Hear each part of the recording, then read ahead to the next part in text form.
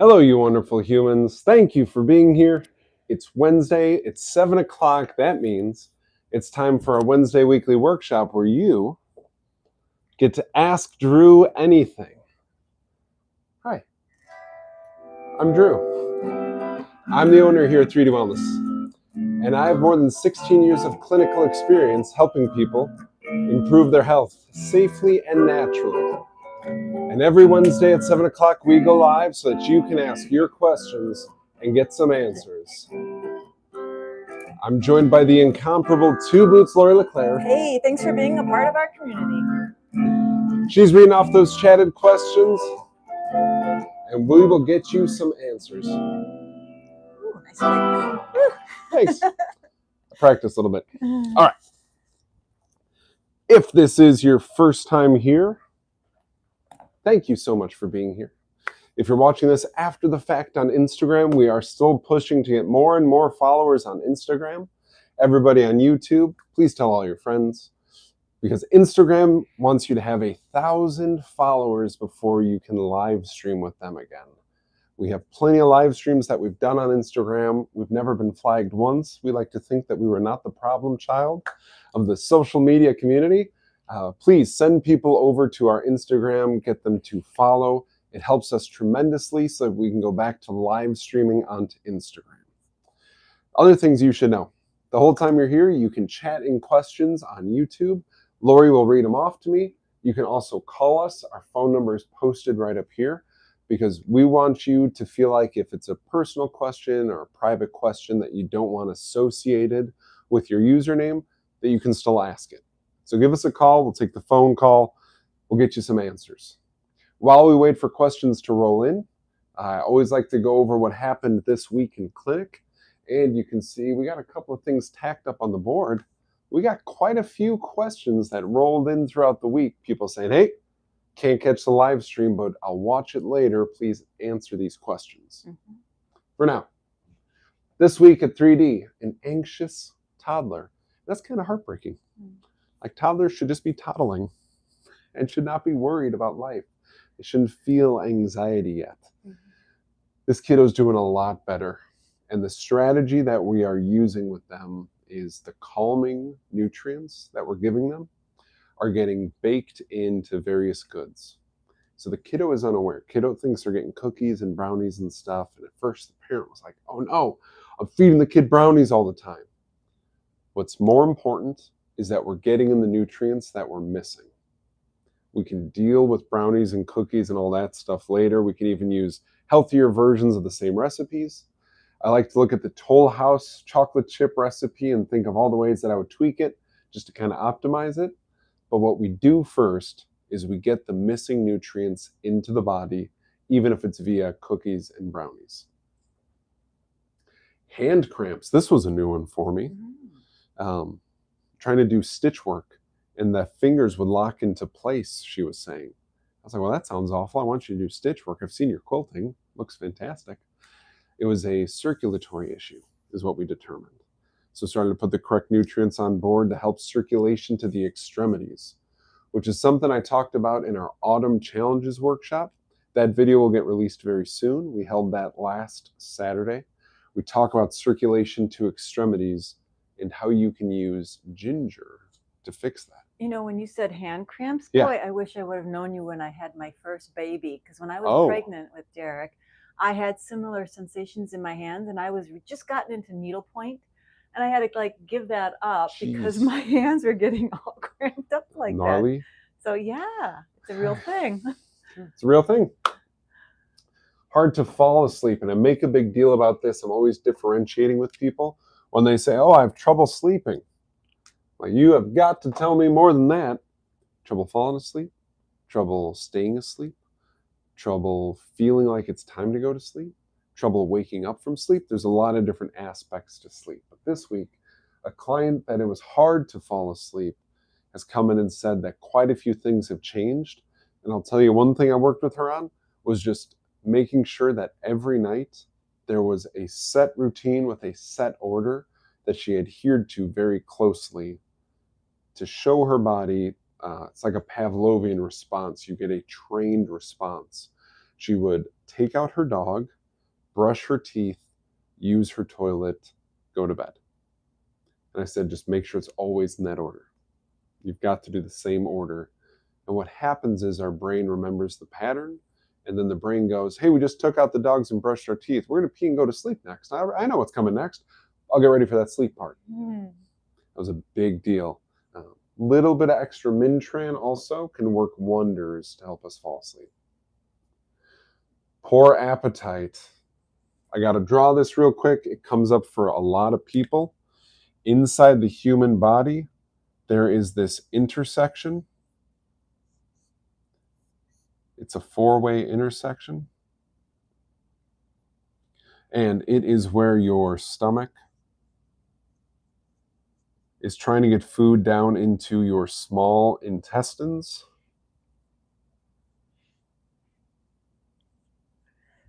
But in order to do that, it has to get some help from the pancreas and the gallbladder.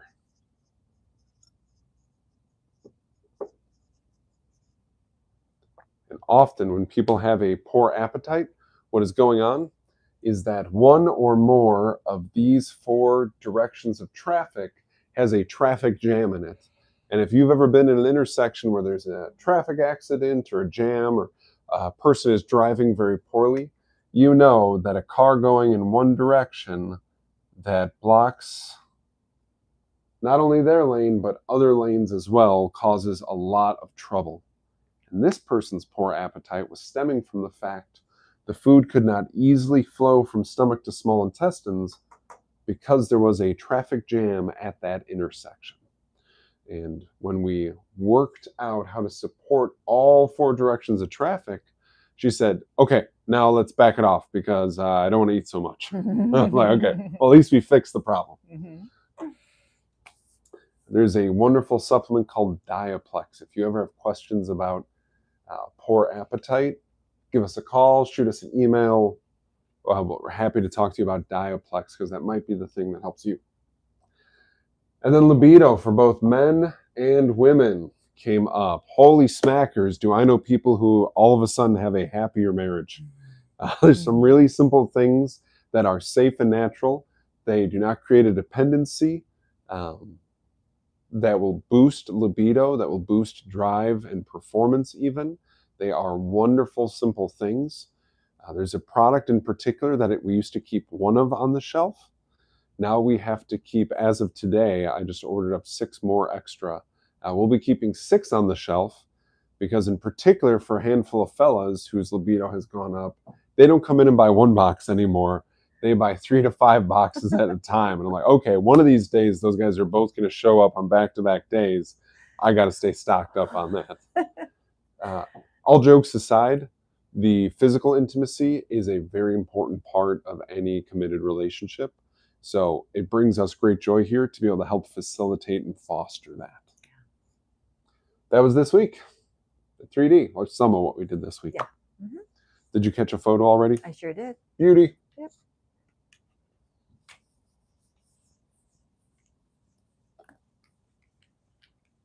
This is the 119th live stream. I should say the 119th Wednesday weekly workshop. We didn't always film them. Right. That was a long time ago. Well, we recorded them, didn't we? Oh. At least record them? No, we just told people, hey, Wednesday at 7, you can come in person and ask questions. Huh. Yeah. Huh. Okay. Wow. We have come a long way, haven't we? I think we started filming around 10 or 12, okay. Number 10 or 12. Yeah. That was when we said, hey, we gotta document this. All right, we got an email from a client that I go way back with, and it's about fiber. There's a number of questions within it. It's only fitting to write about fiber in a brown marker, as we will be talking about poop inevitably. All right, fiber. Question numero uno. Umo. Obviously, hablo español. Okay. How many grams does Drew recommend each day? Oh, man, that is such a good question. Okay.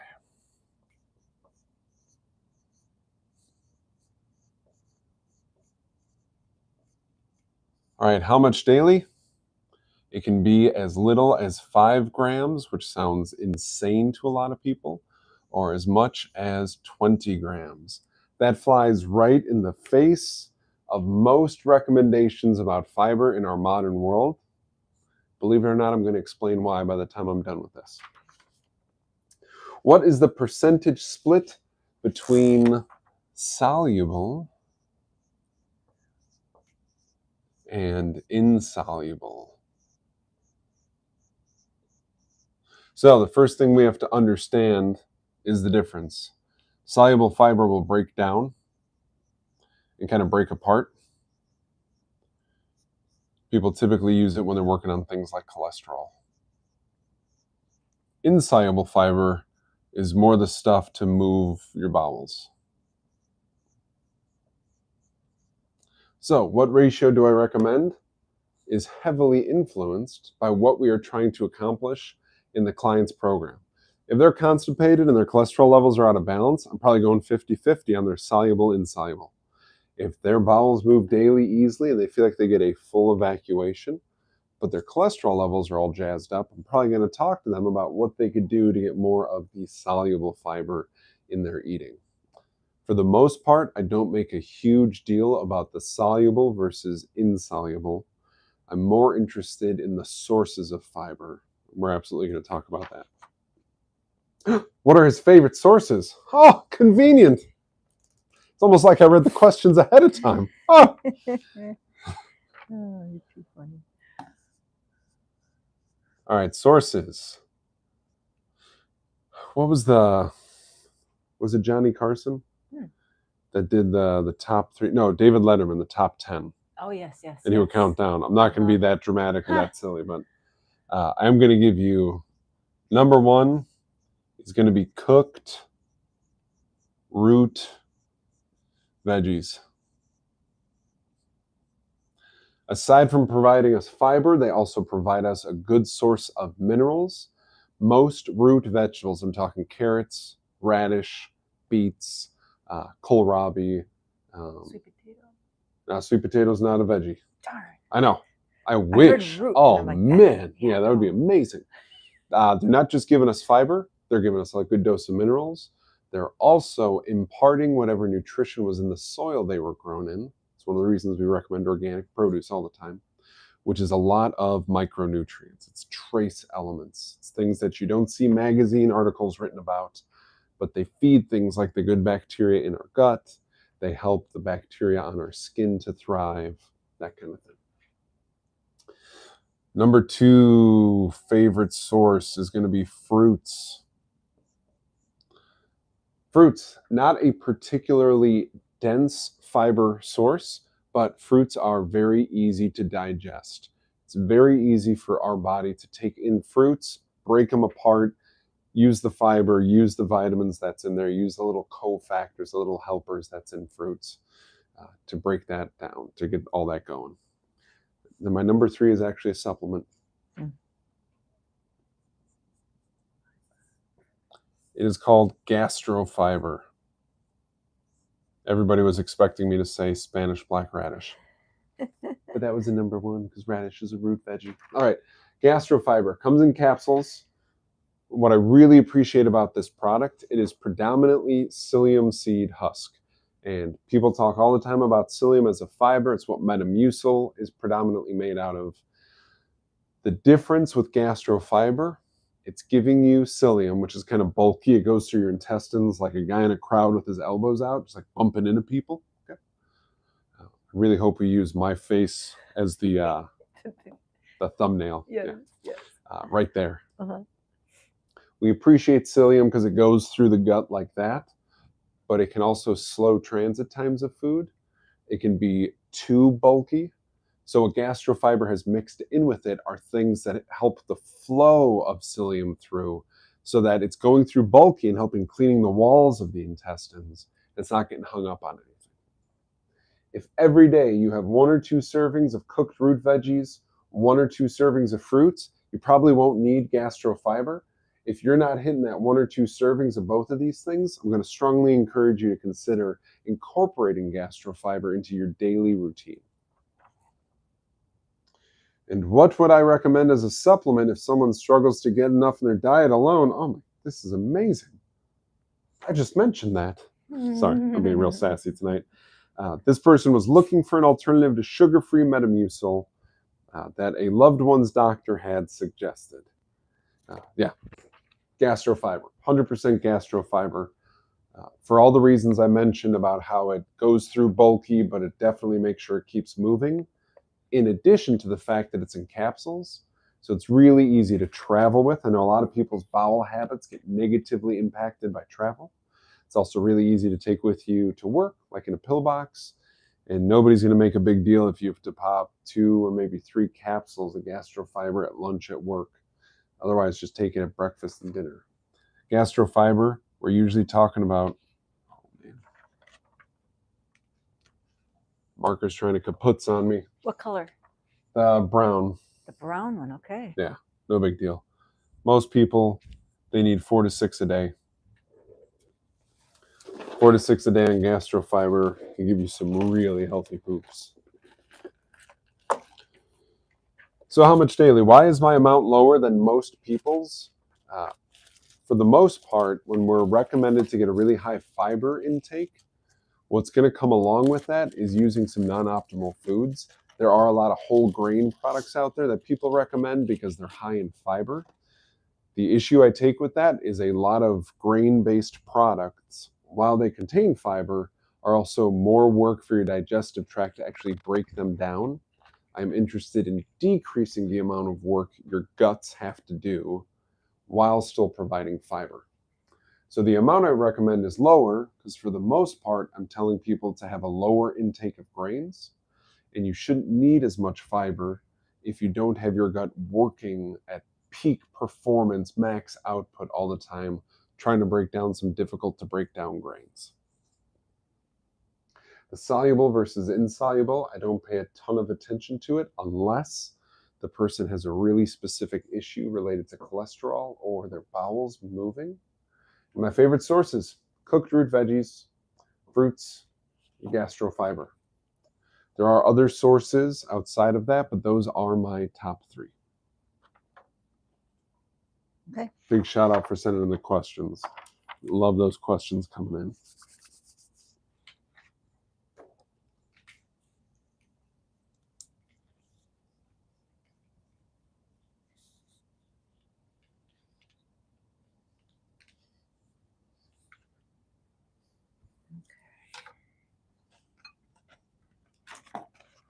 Been trying to sustain these ones for so long. I'm just. Oh, look what I have for you. Oh, thank you. 2 Boots is always ready. This one is going in the bowl for when the kiddos come to hang out. All right. They love drawing on that's theirs, yeah. There's something about when a family with 2, 3, 4, 5 kiddos, one of our families has 6 and the 7th one is about to come out. This dry erase board is 8 feet wide. You can very comfortably fit 4 or 5 kids in front of it. They all have space to doodle. Yeah. They very rarely tag the wall, but they absolutely tag the wall. It's always unintentional. Thank you, Lori. Yes, you're welcome. All right, did questions roll in when I was fiber spieling? Let's see. YouTube does not have any questions yet. Okay. And Instagram isn't live. Yeah. Do you have a question? I do have one question so Okay. far by a lady named Pam. Okay. She would like to know your thoughts on warts and can they be helped with supplements? Let's talk about warts. Everybody's favorite topic. Probably not. All right.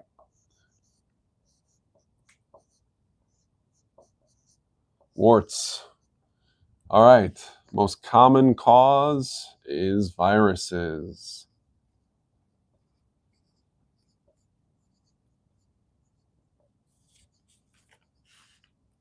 When it comes to medical treatment, the medical establishment is probably going to offer to freeze, burn, or cut them out. I've seen all 3 of those methods be really effective. All 3 methods are typically uncomfortable because they involve getting a local anesthetic that is often injected into the tissue. There's always the risk of infection. There are some warts that I've read about in different classes that I've taken that absolutely needed medical intervention. So before I go too far into this, sometimes you need a doc who is going to freeze, burn, or cut that thing to change its appearance, the fact that it's on you, all that stuff. If it's low-key warts, if it's something that ebbs and flows, sometimes you have it, sometimes you don't have it, that tells me the viral infection probably doesn't totally have a foothold in your body. And that's where the following protocol can be really helpful. If you want to help address warts, first thing we would do would be our friend Immuplex. Immuplex is general immune system support. Most people need 2 to 4 a day to fight off warts. Always going to use Spanish black radish because you know it's not Drew if he's not talking about Spanish black radish. But jokes aside, Spanish black radish has quite a bit of nutrient for the skin and for the integrity of the skin. It makes it easier for your immune system to have action within your skin when you have the nutrients that are in Spanish black radish circulating through your body. So if we're going to help the immune system attack a virus that's presenting itself on your skin, we want the nutrients in Spanish black radish on board because that makes the work your body has to do easier. And then I got a secret weapon. I don't get to use this one very often. It's called Dermaco. It's made by MediHerb, which is the standard process herbal affiliate company out of Australia. Most people need 2 to 3 of them a day. Dermaco, as the name implies, is really good for the skin, but the main action through which it's good for your skin is by being major liver nourishment. And when your liver is more nourished, it has an easier time cleaning up viral debris and viral matter and getting it out of your system. So what this combination is doing is helping your immune system attack viruses, helping your body clean them up, helping your skin get nourished, and then helping your body clean them up. Bonus thing, and this one doesn't always help. It's very inexpensive, and a couple of times I've seen it help.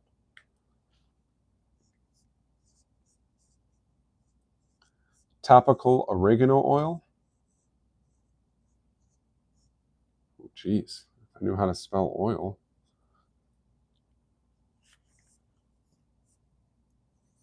At bedtime, and you cover with duct tape. First time a client said, you know that if you put duct tape over a wart, it'll actually help it go away? I was like, great. So one of my clients got a head trauma and didn't tell me about it. But then a couple of clients tried it and they kept coming back saying like, it really makes a difference. I was like, holy smackers. Okay. The oregano oil is also something that does a lot for the immune system. So over the years, I've had clients try this. It's helped slightly more people than it's done nothing for. It has never hurt someone. I love remedies like that do no harm.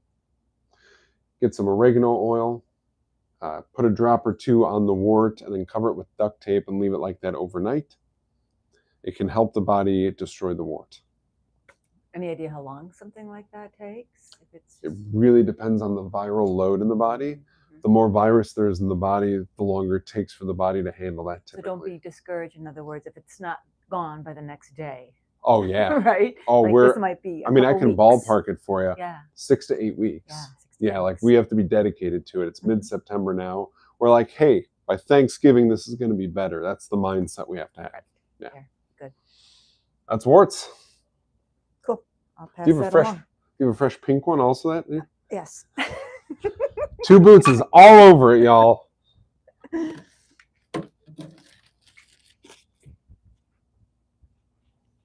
I was just waiting for the day you begged me.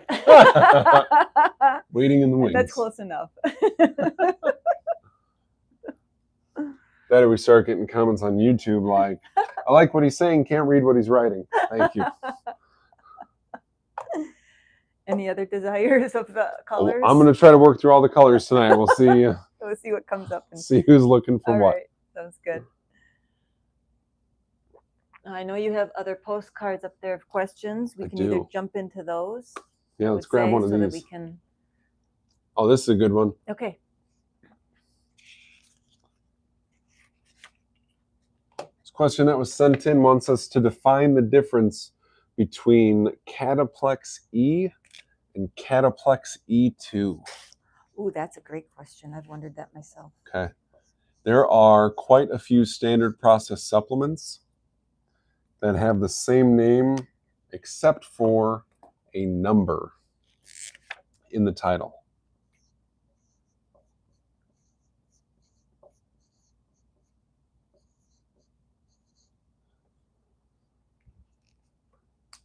It's pretty common for us to get questions around here like, what's the difference between cataplex E and cataplex E2? It's also pretty common to get questions, what's the difference between cataplex B as in boy and cataplex B as in boy 2? Ligaplex 1, Ligaplex 2. Fengray, Fenco, Mintran, Minchex. There's a bunch that have some similar names. Zymex, Zymex 2. Lots of these come up. So if you have questions about any of those, just ask. Primary differences are what we'll go over first, and then we'll talk about what they have in common. Cataplex E2 is a vasorelaxant.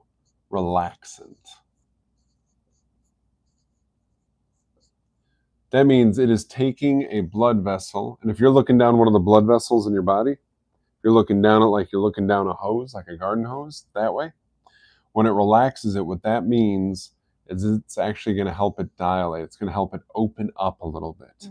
And typically what that means is that the pressure level inside of there is going to lower because there is more physical space for the same amount of fluid.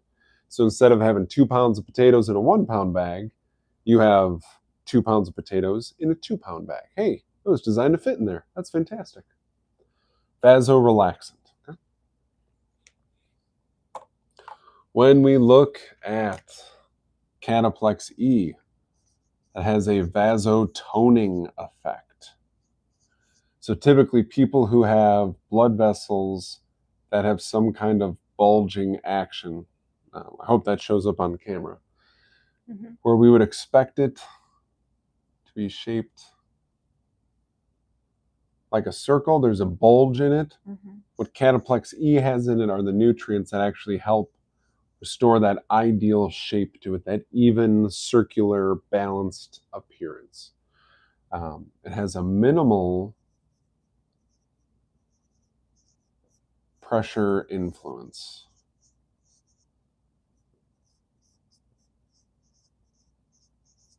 It can slightly raise blood pressures if you take a lot of it, but it takes a lot of it to raise blood pressures. If you're somebody who's dealing with low pressures, there's definitely other stuff that I would recommend before high-dose cataplex E to lift pressures.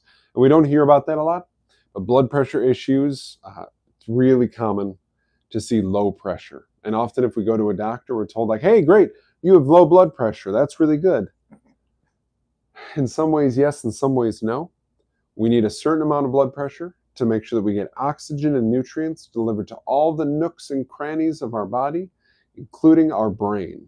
And it takes a certain amount of pressure to literally push the blood into those nooks and crannies all over our body, including our brain. That's how they are different from one another.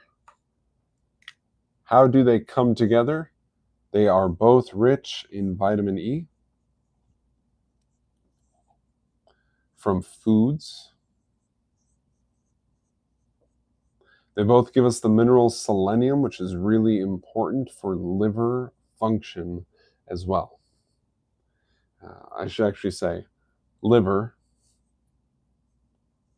as well as thyroid. A lot of clients come in, we do their hair tissue mineral analysis. One of the minerals that we measure on there is selenium. And what we see again and again is people commonly have a low selenium level. In those clients that have a low selenium level and they are dealing with a blood pressure issue, like it's too high, I'm like, great, I got an idea. We can get 2 birds with 1 toss right here. Other people, they might have bulging veins like varicose veins or spider veins. And they're like, hey, I would really like the appearance of my veins to improve. I don't want them to bulge so much. And also sometimes they can bulge and actually end up being painful. Oh, thanks. If they also have low selenium on their hair analysis, I'm like, great, we can get 2 birds with 1 throw with Cataplex E. So that's the primary difference. One of them is more to tone and keep the shape. One of them is more to relax the blood vessels.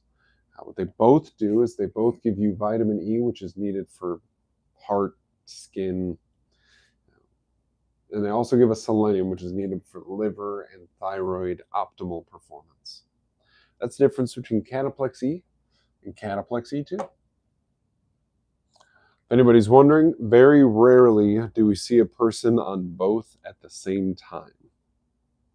It's usually one or the other. Sure, that makes sense. Very rarely is it both. That would be too conflicting for the body to understand what you're really wanting it to do, right? And the few times it has come up, Yeah. the person's vascular system, their blood flow system, was really stressed out. I'm thinking of a client that we did that with, and when he came to me, he was on 2 blood pressure meds, a beta blocker, and a statin.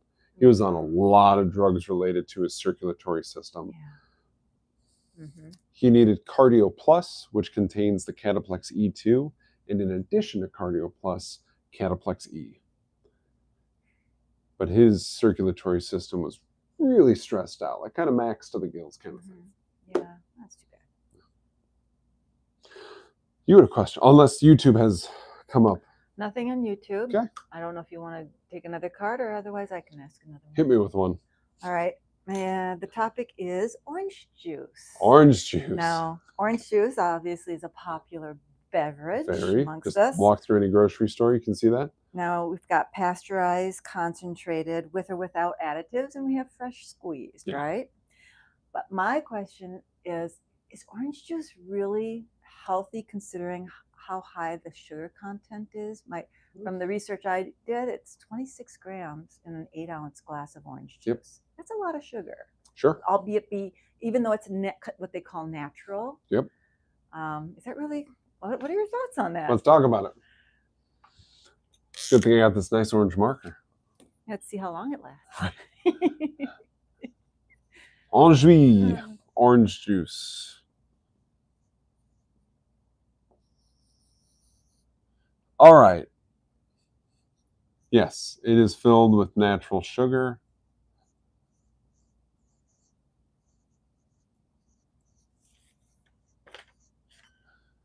So the concern with any sugar source, even good ones like apples and beets or oranges, is that we can still get too much sugar. Still something that can happen. Typically, if we were going to get 26 grams of sugar, is that what you said? That's what I said. Okay. So 1 cup equals 26 grams of sugar. Mm-hmm. To get that much sugar from oranges, you'd have to eat more than 2 oranges. Does that make sense? Mm-hmm. Now, most people don't sit down and eat 2 oranges in a sitting. So one of the issues that we see with juice commonly, whether it's orange juice or apple juice or grape juice, is the amount of sugar we're getting is coming from a fruit. We like fruit, but it's coming from the fruit that's been processed in such a way that it's an unnaturally high amount of sugar. Does that make sense? Yes. Okay. 26 grams won't necessarily blow out your whole day in terms of sugar intake, but it is something we should have a lot of attention on. Okay. We want to make sure that we are aware that just 8 ounces is 26 grams of sugar. Especially in kiddos, that is enough to cause a sugar spike and get them to act real goofy. Even though it's a good source of sugar, it's still going to jazz them up a bit. Mm-hmm. Yeah.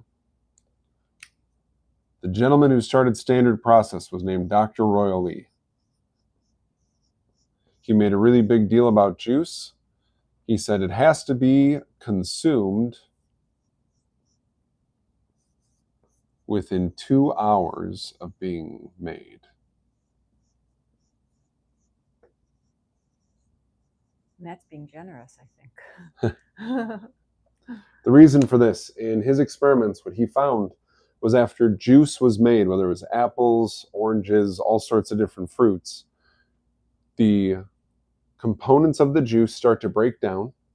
They're not as stable, and that's what's causing the breakdown. And what happens then is that they are turning into something that is really stressful for your body to have to process. If you consume the juice before that 2-hour window is up, it's much easier for your digestive tract to recognize what it is and to break it down and work with it. He made a really big deal about that. Dr. Lee was a big proponent of fresh juice. He liked juice. He recommended it for all sorts of different situations. He typically always had some kind of vegetable mixed in with fruit juice when he would make it. You got to keep in mind this guy designed flour mills, hand-turned things so you could make your own bread and your own flour.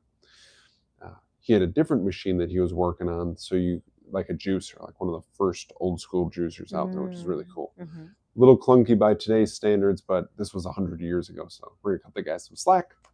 He would say, we got to make the juice, then just drink it down right away. Get those nutrients, get that fresh source of nutrients, and then just consume it right away. Don't drink store-bought juice. Yeah. I stand by that. The total sugar, I just want people to be aware of how much sugar is in a cup of juice. If it is fresh juice, like you watch the person make it, or you have a juicer at your house.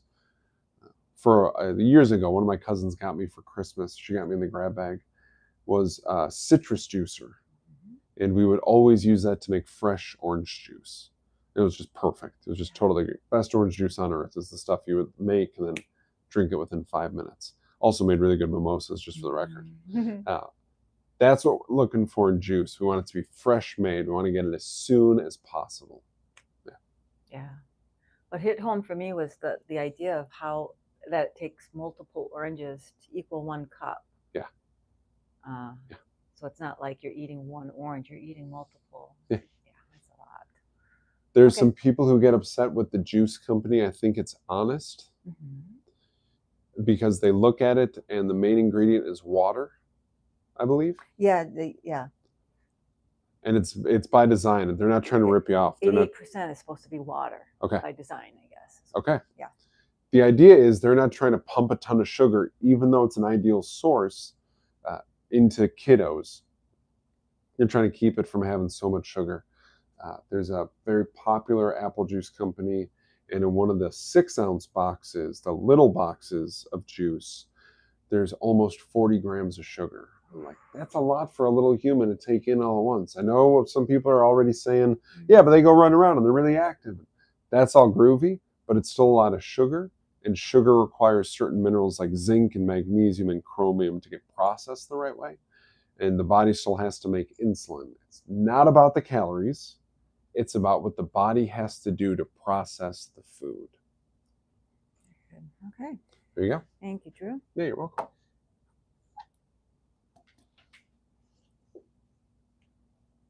Just one quick question on oranges. Yeah. Is it?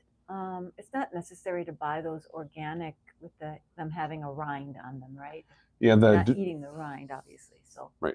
The Dirty Dozen Clean 15 list. For the most part, the produce that we have to get organic to protect ourselves is the thin-skinned produce that grows above ground. Okay. Grapes, strawberries, blueberries, that kind of stuff. Something that doesn't grow above ground, but that gets ridiculously pesticided, is potatoes. The pesticides used in the farming of potatoes are designed to sink into the soil, which is where potatoes grow. And it's just some really gnarly stuff. It's pretty incredible invention, but it's some gnarly stuff chemically. The things that are less important to buy organic are things with those thick skins where you don't eat the skin. Oranges, cantaloupe, watermelon, bananas, things like that. Pineapple. Yeah. Things like that. Yep. Agreed. If you eat the skin of pineapple, we need to talk. Are you okay? Yeah. All right. Good. Right. Nothing rolling in on YouTube right now. Let's see if one of the postcards has something good.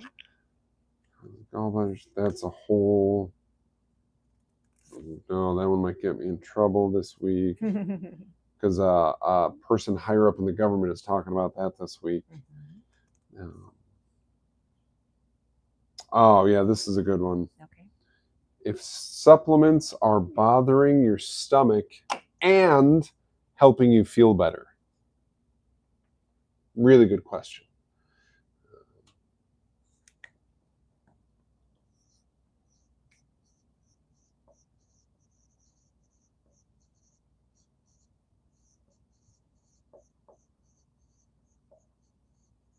You feel better when you're on the supplements and they are upsetting your stomach.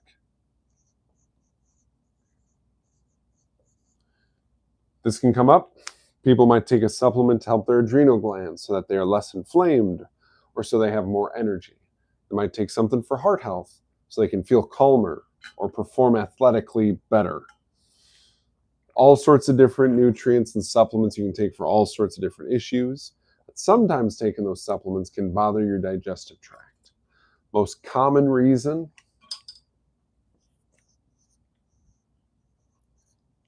that this happens is that it is brand new to the body. In our modern world, this is more common than ever, where there are nutrients that we can get via whole food supplements from Standard Process that our body has never been exposed to before, and there is a learning curve involved in that. Different foods require different things chemically to take place in our body, and if our body hasn't done that work before, when we first get introduced to those foods, the body goes like, hey, what's with the curveball? Like, this is catching me way off guard, and we may get some symptoms from that. It's really different than an allergic reaction. There's no nausea, there's no vomiting, there's no diarrhea, nothing like that. It's just a discomfort in the stomach. What I recommend for this situation is called pulsing.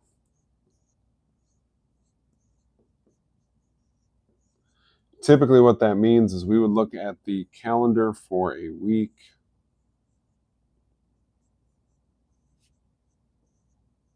There are the days of the week, and what we would want to do is we would take our supplements on Sunday and then not again until Wednesday.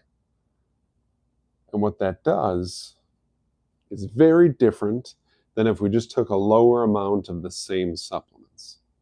The idea of taking it on Sunday and then skipping 2 days means that your body was given these new things it has to process, this new work it has to do, and then it gets a 2-day vacation from the work. It gets to reset, it gets to calm down, and it gets to take some time with the material and kind of learn the material better. One of the best ways you can learn is to study something for a short period of time and leave it alone and come back to it later. Study it for a short period of time and leave it alone and come back to it. If you do little 10 or 15-minute study sessions 4 times a day spread out, you will retain more info than if you do a 1-hour study session once. Same amount of time. But when you give your body exposure to something and then you withdraw from it, the body will spend that time learning from what just happened, and it will become better prepared to deal with it again in the future, which is what's going to happen on Wednesday when you take the supplements again. And then if you're doing well, you can shorten the distance and take it on Friday again. Whatever is feeling better, we want to sustain that. But sometimes we need a couple of days off in the week from that supplement so our body can learn what to do with it, and you can keep feeling better without the upset tummy. So what we like to do is called pulsing, and that's what that is.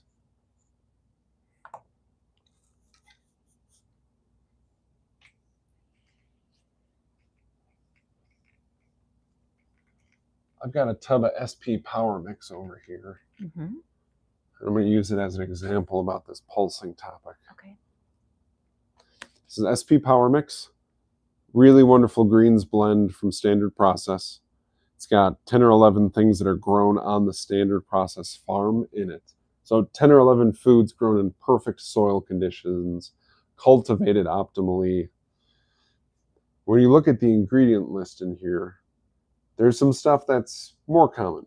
Barley grass, Brussels sprouts, buckwheat, kale, kidney bean, Swiss chard, beet.